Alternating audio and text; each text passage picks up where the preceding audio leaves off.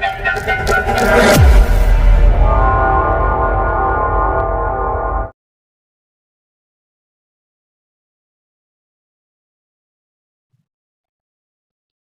Students, so I welcome all to my YouTube channel Rathore classes Mirzaganj.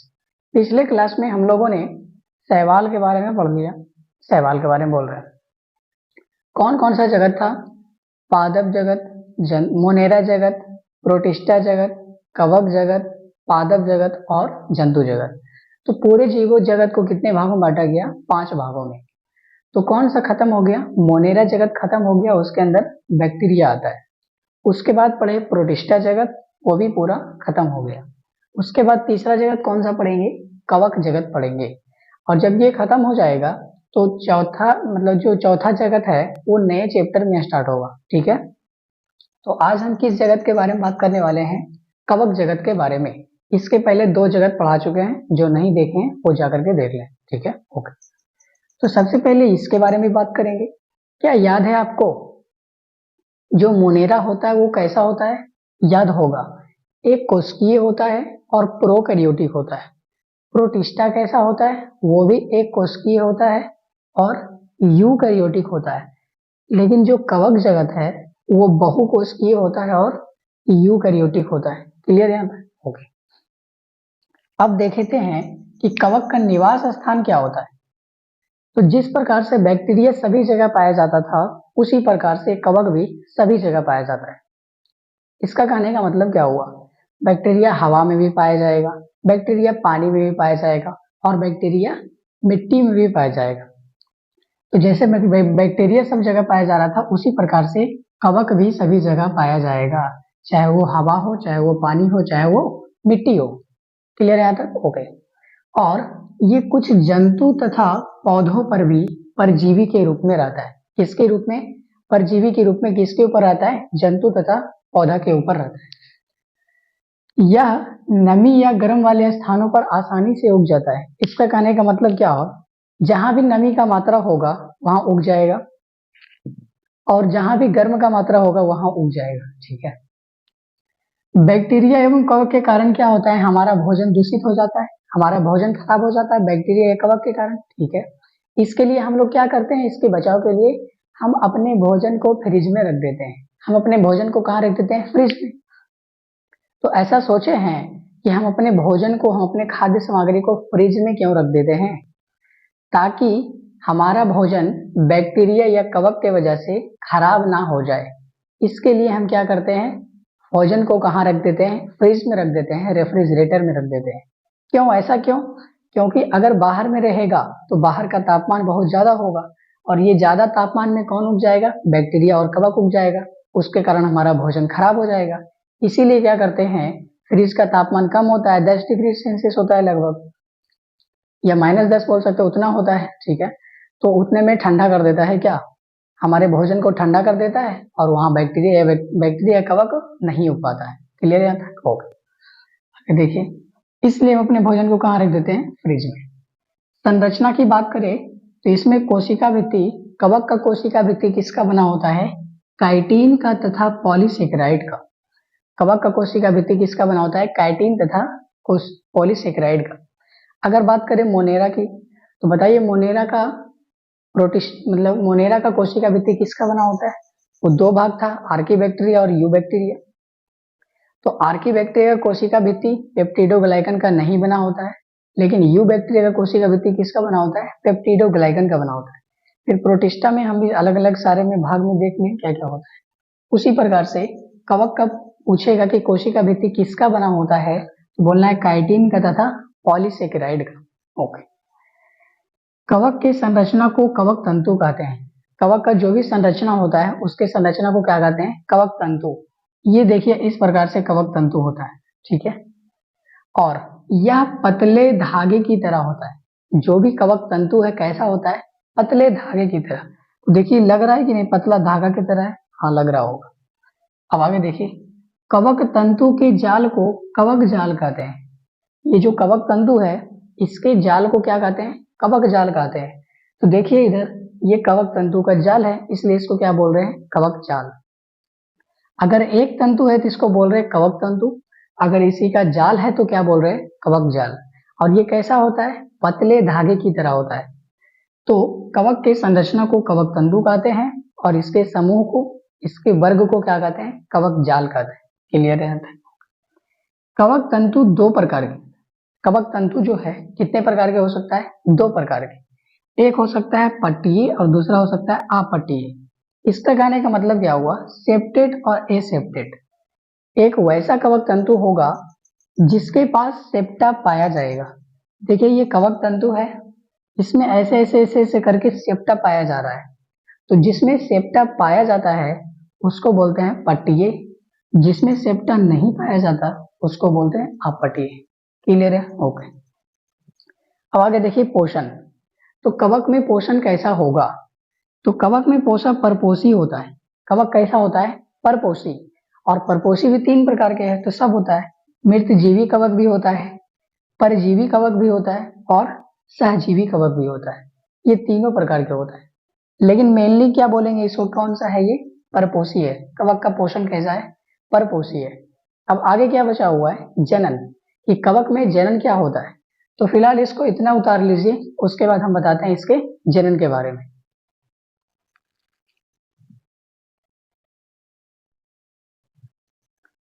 अब बचा हुआ है कवक का जनन और कवक का वर्गीकरण। उसके बाद वर्गीकरण डिटेल से पढ़ेंगे, ये पूरा कवक जगत भी क्या हो जाएगा, खत्म हो जाएगा। तो कवक में जनन कैसा होता है, देखिए कवक में दोनों प्रकार का जनन होता है। अलैंगिक जनन भी होता है और लैंगिक जनन भी होता है। तो कवक में अलैंगिक जनन कौन कौन होता है, कायिक खंडन, विखंडन तथा मुकुलन। ये कौन सा जनन है, अलैंगिक जनन है। और अलैंगिक जनन कौन कौन से बीजाणु द्वारा होता है, तो चल बीजाणु द्वारा और अचल बीजाणु द्वारा ये होता है। और अलैंगिक जनन का जो बीजाणु होता है उसको क्या कहते हैं, कोनिडिया। अलैंगिक जनन जिस बीजाणु से होता है उस बीजाणु का नाम क्या है, कोनिडिया। और पूछेगा लैंगिक बीजाणु का नाम क्या है, तो ओस्पोरा बोलना है, एस्कस बोलना है और बेसिडियम बोलना है। अलैंगिक बीजाणु का नाम कोनिडिया है, लेकिन लैंगिक बीजाणु का नाम ओस्पोरा, एस्कस तथा बेसिडियम है। तो अलैंगिक जनन कोनिडिया द्वारा होता है और लैंगिक जनन ओस्पोरा, एस्कस और बेसिडियम द्वारा होता है। जो कोनिडिया है वो चल भी होता है और अचल भी होता है, यानी कि जिसके पास फ्लैजिला होता है वो चल और जिसके पास फ्लैजिला नहीं होता वो अचल। लैंगिक जनन जो होता है, कवक में जो लैंगिक जनन होता है वो 3 चक्र में पूरा होता है। कितने चक्र में पूरा होता है, 3 चक्र में। एक होता है प्लाज्मोगैमी, एक होता है केंद्र संलयन और एक होता है अर्धसूत्री विभाजन। तो प्लाज्मोगैमी में क्या होता है, पहला जो प्लाज्मोगैमी है इसमें क्या होता है, 2 चल अथवा अचल बीजाणु यानी कि युग्मक, उसका जो प्रोटोप्लाज्म का संलयन है। प्रोटोप्लाज्म कहने का मतलब क्या, जीव द्रव का संलयन। जब दो युग्मक का, दो चल या अचल युग्मक का जब साइटोप्लाज्म यानी कि जीव द्रव यानी कि प्रोटोप्लाज्म मिलता है उसी को क्या कहते हैं, प्लाज्मोगैमी। उसी को क्या कहते हैं, प्लाज्मोगैमी। जैसे ये कोई युग्मक है, ठीक है, और इसमें जो पानी भरा हुआ है इसी पानी को क्या बोलते हैं, प्रोटोप्लाज्म बोलते हैं। तो जब ये दोनों मिल जाता है, जब ये दोनों का पानी मिल जाता है इसी को क्या बोलते हैं, प्लाज्मोगैमी बोलते हैं। क्लियर है यहाँ तक, ओके। दूसरा में देखिए केंद्र संलयन, दूसरा चक्र क्या है, केंद्र संलयन, ओके।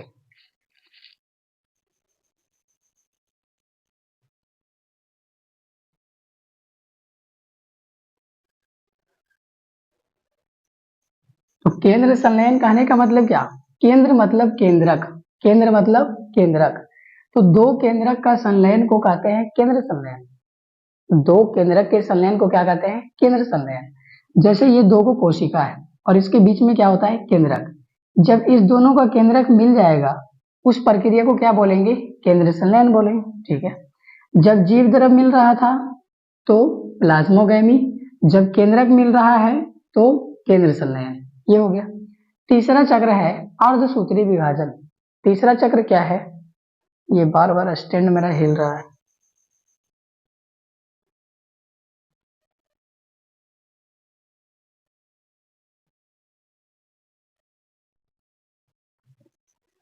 तीसरा चक्र है अर्धसूत्री विभाजन। अर्धसूत्री विभाजन में क्या होता है, देखिए बीजाणु का निर्माण होता है। अर्धसूत्री विभाजन द्वारा किसका निर्माण होता है? बीजाणु का निर्माण होता है। ठीक है, तो इतना क्लियर हो गया। यानी कि क्या हुआ, कवक जगत में दोनों प्रकार का जनन होता है, अलैंगिक जनन भी होता है और लैंगिक जनन भी होता है। तो कवक में जो अलैंगिक जनन होता है वो कायिक खंडन द्वारा होता है, विखंडन द्वारा होता है और मुकुलन द्वारा होता है। तो अलैंगिक जनन के बीजाणु का नाम क्या है? कोनिडिया है। और वो दो प्रकार के हो सकता है, चल भी हो सकता है और अचल भी हो सकता है। चल कहने का मतलब जिसके पास फ्लैजेला हो वो चल बीजाणु, और जिसके पास फ्लैजेला ना हो वो अचल बीजाणु। ठीक है। और लैंगिक जनन के बीजाणु को क्या कहते हैं? oospora कहते हैं, एस्कस कहते हैं तथा बेसिडियम कहते हैं। और लैंगिक जनन कितने चक्र में पूरा होता है? 3 चक्र में, प्लाज्मोगैमी, केंद्र संलयन और अर्धसूत्री विभाजन। तो प्लाज्मोगैमी दो युग्मक के साइटोप्लाज्म मिलना, प्रोटोप्लाज्म मिलना को क्या कहलाता है? प्लाज्मोगैमी। और दो युग्मक का केंद्रक मिलना उसको क्या कहते हैं? केंद्र संलयन। और जब ये सब हो जाता है तो उसकी मदद से अर्धसूत्री विभाजन द्वारा क्या बनता है? बीजाणु बनता है। तो ये प्रक्रिया क्या हो गया? लैंगिक जनन का तीनों प्रक्रिया खत्म हो गया। अब आगे बचा हुआ है वर्गीकरण। आगे क्या बचा हुआ है? वर्गीकरण। तो ये जो पूरा का पूरा कवक जगत है, तो इसमें हम कवक तंतु या कवक जाल के बारे में पढ़ चुके हैं कि कवक तंतु क्या होता है, कवक जाल क्या होता है। कवक के संरचना को कवक तंतु कहते हैं और कवक तंतु के जाल को कवक जाल कहते हैं। तो पूरे कवक जगत को कवक जाल की आकारिकी के आधार पर, इसका मतलब कवक जाल कैसा बना हुआ है उसके आकारिकी के आधार पर, बीजाणु के आधार पर कि कौन सा बीजाणु है किस कवक में, उसके आधार पर कवक जगत को कितने भागों में बांट दिया गया? 4 भागों में। कवक जगत को कितने भागों में बांट दिया? ओहो, कवक जगत को कितने भागों में बांट दिया? 4 भागों में बांट दिया। किसके आधार पर बांटा? कवक जाल की आकारिकी के आधार पर या बीजाणु के आधार पर। पूरे पूरे कवक जगत को कितने भागों में बांट दिया? 4 भागों में। पहला है फाइकोमास्टिस। पहला क्या है? फाइकोमास्टिस।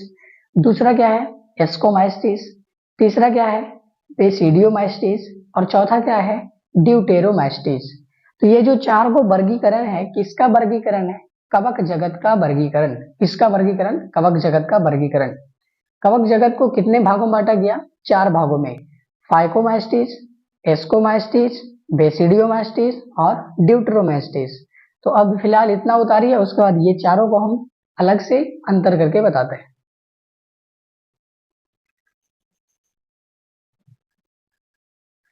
अभी अभी बताए थे कवक जगत को कितने भागों में बांटा गया? 4 भागों में। कौन कौन भाग है? फाइकोमास्टिस, एस्कोमास्टिस, बेसिडियोमास्टिस और ड्यूटेरोमास्टिस।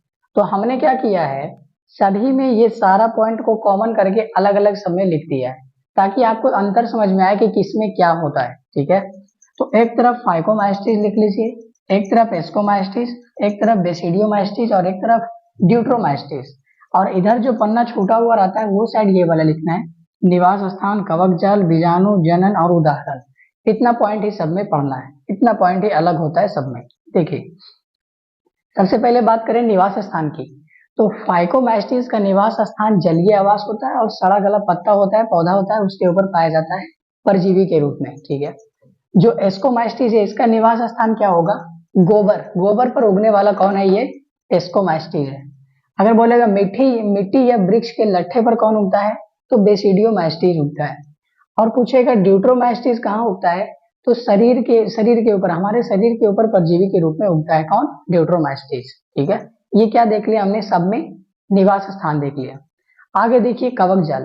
पूछेगा फाइकोमास्टिस का कवक जाल कैसा है, तो अपट्टीय। कैसा है? अपट्टीय। इसका मतलब इस कवक जाल के पास पट्टी नहीं होगा, इस कवक जाल के पास सेप्टा नहीं होगा। अगर पूछेगा एस्कोमास्टिस का कवक जाल कैसा होगा, तो पट्टीय एवं शाखित होगा। इसका मतलब इसके पास सेप्टा पाया जाता है। ये भी क्या होता है? पट्टीय शाखित। और ये भी क्या होता है? पट्टीय शाखित। इन तीनों का कवक जाल एक जैसा होता है लेकिन इसका कवक जाल अलग होता है। बीजाणु के बारे में देखते हैं कि फाइकोमास्टिस में चल तथा अचल बीजाणु होता है, और वो भी कौन सा? लैंगिक और अलैंगिक बीजाणु दोनों होता है। क्लियर है? अगर बात करें एस्कोमास्टिस का, तो अलैंगिक बीजाणु को कोनिडिया बोलते हैं और लैंगिक बीजाणु को एस्कस बोलते हैं, ये याद रखना है। अगर पूछेगा कि बेसिडियोमास्टिस का बीजाणु क्या होता है, तो इसमें अलैंगिक बीजाणु नहीं पाया जाता है, बेसिडियोमाइस्टीज में अलैंगिक बीजाणु नहीं पाया जाता है। क्या पाया जाता है? लैंगिक बीजाणु पाया जाता है। क्लियर है? अगर बोलेगा कि ड्यूट्रोमाइस्टीज में, तो उधर लैंगिक बीजाणु भी होगा और अलैंगिक बीजाणु भी होगा, दोनों होगा। क्लियर है? ओके। आगे देखिए जनन। अगर जनन के बारे में बोलेगा तो कवक में दोनों जगत होता है लगभग में। देखिए अलैंगिक जनन भी होता है, लैंगिक जनन दोनों होता है। एस्कोमाइस्टीज में भी दोनों होता है, लैंगिक भी और अलैंगिक भी। फिर बात करें बेसिडियोमाइस्टीज, तो इसमें भी दोनों प्रकार का जनन होता है, लैंगिक भी और अलैंगिक भी। लेकिन जब ड्यूट्रोमाइस्टीज की बात करें, इसमें सिर्फ अलैंगिक होता है। अंतर समझ में आ रहा है? इन तीनों में कौन सा जनन हो रहा है? लैंगिक भी हो रहा है और अलैंगिक भी हो रहा है। लेकिन ड्यूट्रोमाइस्टीज में कौन सा जनन है? सिर्फ अलैंगिक जनन है। इसका मतलब इसमें लैंगिक जनन नहीं है। बाकी तीनों में लैंगिक जनन भी है, अलैंगिक जनन भी है, लेकिन ड्यूट्रोमाइस्टीज में जो भी कवक है उसमें लैंगिक जनन नहीं होता है, सिर्फ क्या होता है? अलैंगिक जनन होता है। क्लियर है? आगे देखिए उदाहरण है। आगे क्या है? उदाहरण है। तो उदाहरण तो आपको लिख करके याद करना पड़ेगा। उदाहरण क्या करना पड़ेगा? याद करना पड़ेगा। जैसे ये फाइकोमाइस्टीज है, तो फाइकोमाइस्टीज एक कवक का ये भाग है। इस भाग में कौन कौन कवक आता है उसका नाम दिया हुआ है, उदाहरण है ये। तो इसमें आता है म्यूकोर, राइजोपस और एल्ब्यूगो। तो म्यूकोर, राइजोपस और एल्ब्यूगो, ये तीन उदाहरण आपकी बुक में दिया हुआ है। राइजोपस के बारे में बता दे थोड़ा सा। तो राइजोपस कौन सा कवक होता है? रोटी वाला कवक। रोटी वाला कवक मतलब ब्रेड में जो काला काला हो जाता है, ब्रेड खाते हैं ना, तो ब्रेड में काला काला जो फंजाई लग जाता है, कवक लग जाता है, वो कौन सा कवक होता है? यही राइजोपस होता है। इसलिए इसको क्या बोलते हैं? रोटी कवक। एल्ब्यूगो जो है ये सरसों के पौधा पर परजीवी के रूप में रहता है। किस पौधा पर रहता है? सरसों के पौधा पर किस रूप में? परजीवी के रूप में रहता है। क्लियर है? ये फाइकोमाइस्टीज क्या हो गया? खत्म। अब देखते हैं एस्कोमाइस्टीज का उदाहरण। किसका उदाहरण? एस्कोमाइस्टीज का। तो इसके अंदर ईस्ट आता है, पेनिसिलियम आता है, एस्परजिलस आता है, न्यूरोस्पोरा आता है, क्लीविसेप्स आता है, मॉरिल आता है, बफल आता है। तो इतना सारा एग्जाम्पल किसके अंतर्गत आता है? एस्कोमाइस्टीज के अंतर्गत। इसमें से एक चीज जानना है कि एकमात्र एक कोशिकीय कवक कौन है? ईस्ट। इसका मतलब क्या हुआ? नहीं समझ में आया तो इधर देखिए। कवक कौन से कोशिका का बना होता है? बहुकोशिकीय यूकैरियोटिक। बहुकोशिकीय यूकैरियोटिक। लेकिन हम यहाँ पे तो बता रहे हैं कि एकमात्र एक कोशिकीय कवक ईस्ट। इसका मतलब क्या हुआ? ये अपवाद हुआ। ये क्या हुआ? अपवाद। पूरे कवक जगत में जितने भी कवक है, इसको छोड़ करके सब किस कोशिका का बना हुआ है? बहुकोशिकीय का। लेकिन सिर्फ ये जो है ईस्ट, एक कोशिका का बना होता है। कितने कोशिका का बना होता है? एक कोशिका का। लेकिन है ये कवक, है क्या? कवक है। तो कवक पूरे पूछेगा तो कौन सा कोशिका का बना हुआ है? तो बहुकोशिकीय। लेकिन पूछेगा एक ऐसे कवक का नाम बताइए जो एक कोशिका का बना हुआ है, तो क्या बोलना है? ईस्ट बोलना है। क्लियर है? और ईस्ट का प्रयोग क्या करते हैं? इथेनॉल वगैरह बनाने में हम प्रयोग करते हैं। और पेनिसिलियम का प्रयोग किस में करते हैं? प्रतिजैविक बनाने में करते हैं। एस्परजिलस का प्रयोग कहाँ करते हैं? प्रयोगशाला में करते हैं। न्यूरोस्पोरा का भी प्रयोग कहाँ करते हैं? प्रयोगशाला में करते हैं। और मॉरिल और बफल जो है ये खाने वाला कवक है। कौन सा कवक है? खाने वाला। हाँ, इस कवक को आप लोग खा भी सकते हैं, बहुत ही स्वादिष्ट भोजन होता है ये। क्लियर है? ये भी खत्म। बेसिडियोमाइस्टीज का उदाहरण देखिए। Agaricus, Ustilago, Puccinia, puffball, Brecht fungi और टोडस्टोल। ये सारा उदाहरण किसका हो गया? बेसिडियोमाइस्टीज का। इसमें एक बात गौर कीजिए, जो एगेरिकस लिखा हुआ है इसका मतलब क्या है? ये मशरूम। मशरूम जानते हैं क्या? हाँ जानते होंगे, मार्केट में मिलता है मशरूम, उजला उजला होता है, छत्ता जैसा होता है। ठीक है? लेकिन आपके घरवारे यार में जो छत्ता उगता है वो नहीं, वो बहुत जहरीला है, खतरनाक है। तो बेसिडियोमाइस्टीज के अंतर्गत ये सब आता है। और एगेरिकस किताबी नाम है और मशरूम हम लोग देहाती नाम से जानते हैं। ठीक है? तो इसका खाना भी बना सकते हैं, इसका भोजन भी करते हैं, सब्जी के रूप में खाते हैं इसको। एक और चीज देखिए, जो पक्सिनिया है उसको क्या बोलते हैं? कीट फंगस। यहाँ पे पक्सिनिया लिखे हैं ना, तो पक्सिनिया को क्या बोलते हैं? कीट फंगस। कीट फंगस कहने का मतलब गेहूं के पौधा में एक रोग हो जाता है, कीट नाम का रोग। कौन सा रोग होता है? कीट रोग। और वो जिस कवक के कारण होता है उसको बोलते हैं कीट फंगस। क्या बोलते हैं? कीट फंगस। और कौन से कवक के द्वारा होता है? पक्सिनिया।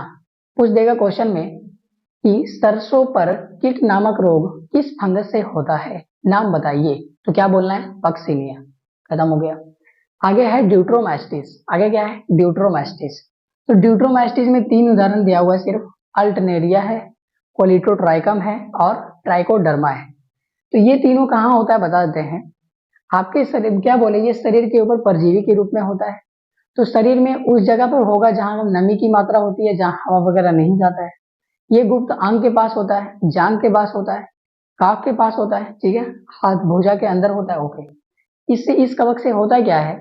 नोचनी, खुजली, दिनाय, ये सब कलकल्ली वगैरह नाम सुने हैं ना, तो इसी कवक से ये सब होता है। तो इस प्रकार से क्या हुआ, हमने कवक जगत के 4 भाग को क्या कर लिया, पढ़ लिया। तो यहां तक क्लियर है क्या? तो कवक जगत को 4 भागों में बांटा गया था, फाइकोमैस्टिस, एस्कोमैस्टिस, बेसिडोमैस्टिस और ड्यूट्रोमैस्टिस। इस प्रकार से आपका कवक क्या हो गया, खत्म हो गया। तो कवक बहुकोषीय यूकेरियोटिक होता है। कवक का निवास स्थान पानी में या सड़े गले या गोबर पर होता है, ये सब जगह पर होता है, ठीक है। ये परजीवी के रूप में भी होता है। कवक लगभग सभी जगह पाया जाता है। अगर बोलेगा कि कवक में कोशिका भित्ति कैसा होता है, तो क्या होता है, काइटिन का बना होता है और पॉलीसेकेराइड का बना होता है, ठीक है। फिर पूछेगा कवक में जनन कौन सा होता है, तो लगभग सब में आलैंगिक जनन भी होता है और लैंगिक जनन भी होता है। फिर इस प्रकार से लैंगिक जनन का भी 3 चक्र देखे थे, ठीक है। फिर उसको बांट दिए अलग अलग आधार पर, कवक जाल के आधार पर बांट दिए। कवक की संरचना को कवक तंतु कहते हैं और उस कवक तंतु के जाल को कवक जाल कहते हैं। इस प्रकार से आपका क्या होता है, कवक पूरी तरीके से खत्म होता है। आपका कवक जगत क्या हो गया, खत्म। नेक्स्ट कौन सा जगत होगा, पादप जगत। क्योंकि शुरू से पढ़ रहे मोनेरा जगत, प्रोटिस्टा जगत, कवक जगत, पादप जगत और जंतु जगत, लेकिन पादप जगत और जंतु जगत का एक अलग चैप्टर ही दिया हुआ है, तो उसको अलग चैप्टर में पढ़ेंगे। इसके बाद आपके किताब में ऐसा नाम दिया गया है जैसे वायरस, वायरॉइड और प्राउन, लाइकेन। तो ये सब क्या है, ये सबको किसी भी वर्ग में नहीं रखा, ये सबको किसी भी वर्ग में नहीं रखा, इसलिए इसको अलग से पढ़ते हैं। इसलिए इसको क्या पढ़ते हैं, अलग से। वायरस होता है ना, वायरॉइड होता है ना, इसको क्या करते हैं, अलग से पढ़ लेते हैं। तो इसके बाद वही पढ़ाया जाएगा और ये जब खत्म हो जाएगा तो तीसरा चैप्टर स्टार्ट होगा। तीसरा चैप्टर में क्या होगा, वनस्पति जगत यानी कि पादप जगत, और चौथा चैप्टर में क्या होगा, जंतु जगत। इसी प्रकार बने रहिए हमारे साथ, मिलते हैं अगले वीडियो में, तब तक के लिए धन्यवाद।